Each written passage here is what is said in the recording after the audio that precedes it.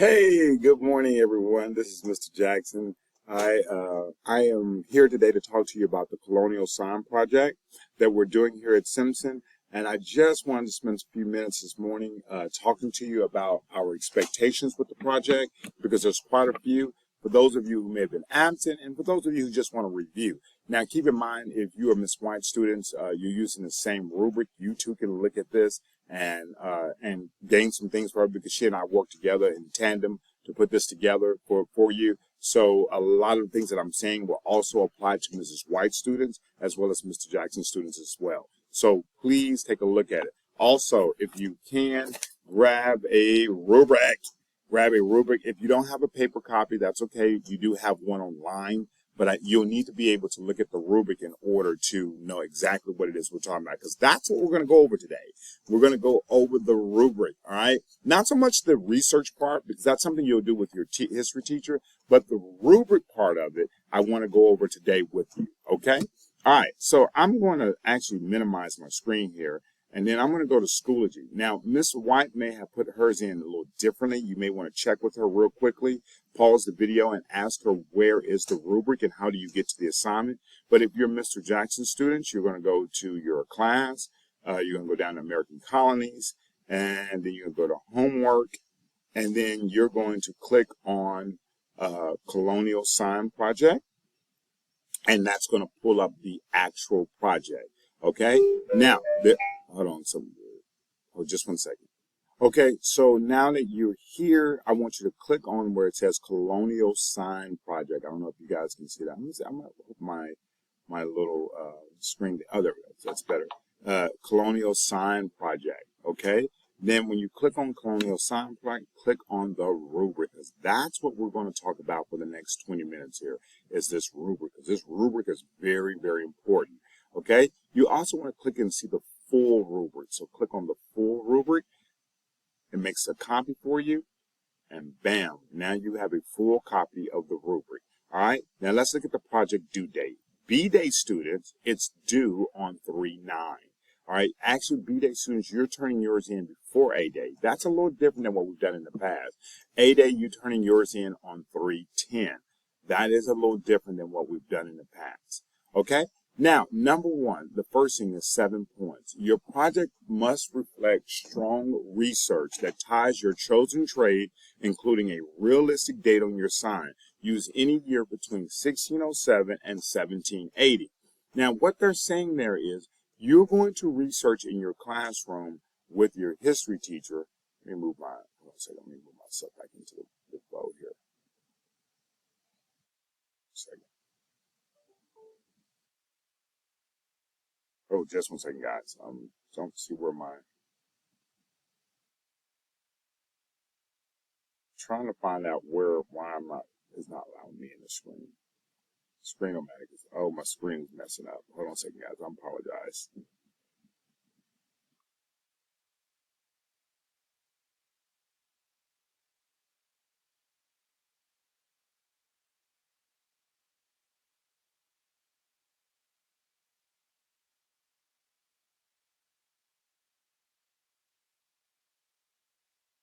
Sorry about that. I couldn't figure out what was going on with my screen there for a second. I do apologize about that. Okay, so what you want to do here is that you want to, all right, your project must reflect strong research, okay? Now, you're going to do that with your history, as I stated earlier, you're going to do that with your history teacher. You're going to research with Miss White and Mr. Jackson in class and get an understanding, because you need to know what your trade is when you build your colonial sign. And by the way, just so you guys know, this is what you're building. You're building a colonial sign. During the colonial time period, when you owned a business, you hung a sign. I have a picture of one on the outside here. You hung a sign outside your business so people knew what your business was all about. Because if you were a blacksmith, or if you were a wheelwright, or a coppersmith, a silversmith, you wanted them to know exactly that was your business and people to come. Now today, when you go to like Nike or Forever 21 and all these Gap and all these stores, they have big bright neon signs that are up against the wall. But back then, they didn't have those big signs. You had to use these wooden signs that you hung outside. So to your project, you're going to build one of those colonial signs, and you're going to put you're going to research the trade so you know exactly what they would have done during this time period. And part of that is you're going to do some research. Now, in your research, you're going to try to discover when did they actually use a silversmith? When did they actually use a blacksmith? And based upon that research that you do with your teacher, you're going to then assign a date to it in your classroom, okay? Assign a date, all right? So make sure that that's something I'm going to leave kind of like to, because you're going to work on this part right here a lot with your teacher. Now, you will do some at home, but you're going to do a lot of that in the class with your teacher. Now, the constructing and designing of your sign, this is what we've done at home. You're going to have to first make sure that your sign is double-sided, all right? What's on one side must be on the other side. It's got to be double-sided. It's got to be double-sided. What's on one side, what's on one side must be on the other side. Everyone stop and repeat after me. It must be double-sided, all right? You must have a double-sided sign. You cannot have a sign that's not double-sided. If you do not double-side this sign, you will not pass this assessment. This summative grade, because it's 10 points automatically taken off before we rate anything else. So you will not pass. It must be double-sided. You say, well, Mr. Jackson, why does it have to be double-sided? Why are you harping up on that? Well, let's go back and look at this sign right here. Notice that during the colonial time period, they hung the signs out. Unlike today, where you have those neon signs that are brightly lit and you can see them from far away. Well, back during the colonial time, they didn't have those. They used the wooden signs that hung outside of the shop. And if you were walking down a walkway, someone's going this direction and you going this direction, you would pass each other up. You could see what was on the sign before you got to the other side, and vice versa.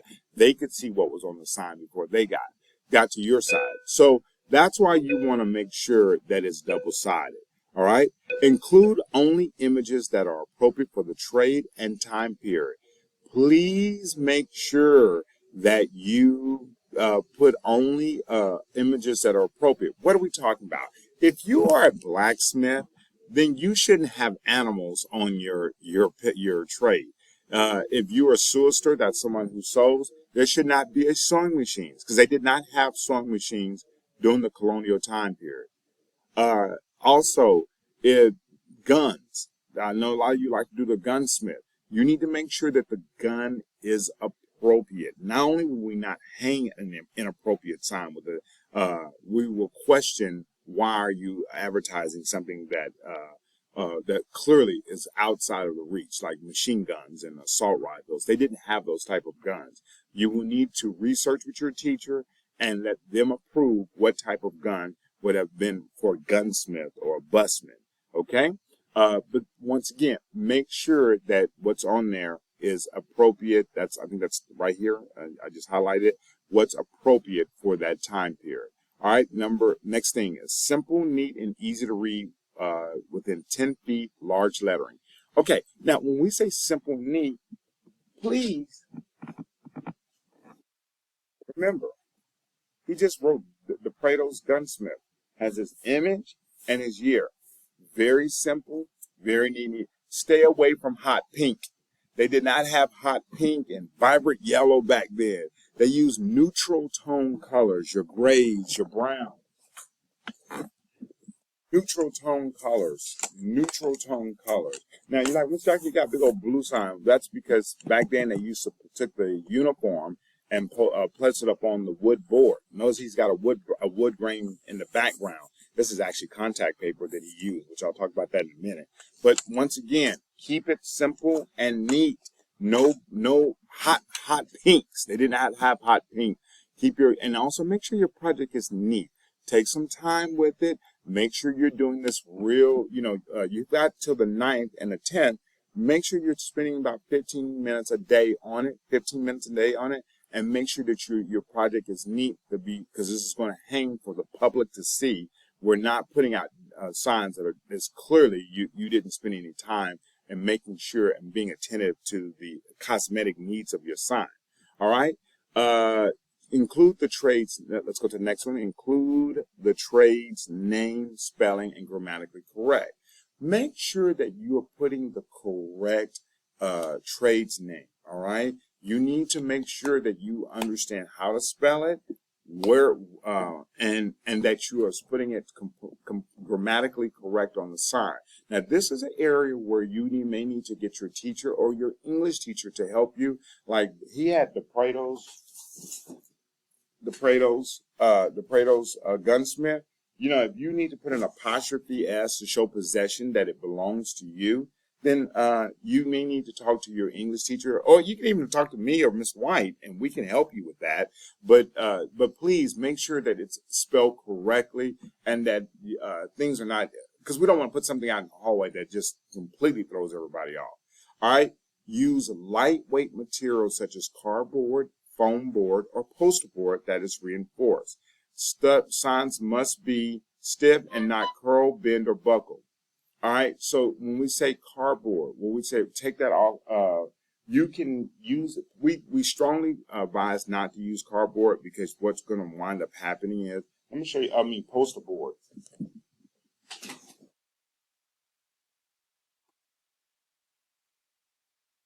Poster board. This is poster board. It has to be reinforced with some cardboard. All right, we just say don't buy it at all. Don't buy poster board at all. Cardboard, not poster board, cardboard. Don't buy excuse me, I'm saying it wrong. Don't buy poster board, buy foam board. You know what a foam board is? Let me show you what a foam board is. Hold on. Foam board. I went to the dollar store. Hear how thick that is? It's real thick, stiff. That's a foam board. Get you a foam board. A foam board will guarantee that it doesn't. But if you use, like this gentleman here, let me show y'all something. Hold on. This gentleman here used a poster board. This poster board was too thin. It was too thin, and it just fell. So we don't recommend that you use poster board. Okay. Approximately dimensions. No side should be shorter than 20. Make sure your sign is not too small. Make sure that you measure it. It should be a foam board size. So if you got a foam board, this will ensure that it is the right size. That's about the size that we want. But too small, I have one example. Let me show you this kid here. He did a great sign. Look how small it is. Let me pull my camera out so you can see. See all that room? This is a sign right here. Look at that poster board. You see how small that was? That was too small of a project. Make sure that you are building it because it's going on a 10 to 12 foot ceiling and it needs to be seen from afar. Okay? All right? So please remember, double-sided. Include an appropriate image. No hot pink colors. No hot pink or vibrant yellow colors. Make them those colors that are pretty even neutral colors. All right. Make sure your sign is large enough. Also, your date needs to be between 1607 and 1780. That's the colonial time period, not the 2000s, not the 1900s. 1607 and 1780. All right. And if you have any questions on these, see your history teacher. All right. Before I let you go, I'm going to share something with you real quick. All right. I want to go back up here. Go to your supply list. Okay. Go to the supply list. All right. Go to the supply list. You have neutral tone color. This is something you can show your parents. All right. Now, you said, Mr. Jackson, how did you go there? I went right back to the project, and it says Rubric trade research page. I'll talk about it in a minute. And then the supply list. I clicked on the supply list, and then this popped up. Okay. Oh snap! Where'd it go? Where did my supply list go? Sorry, guys. Oh, there. There's my supply list. That's my supply list. Okay. This popped up. Look at this right here. It says the foam board. You can get these at Hobby Lobby, Staples, Michaels, anywhere, Dollar Tree. And it has neutral tone colors.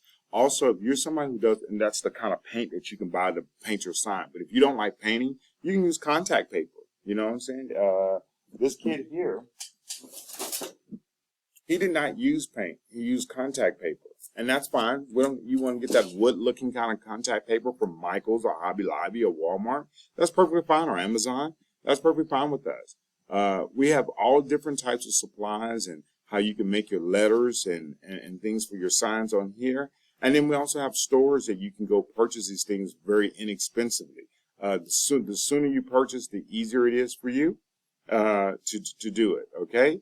Don't wait till the last moment, because that's when you spend a lot of money, is when you wait till the very last moment doing these things, okay? So please take your time and get started right away. Start planning and designing it with your parents, with your teacher, and with your parents.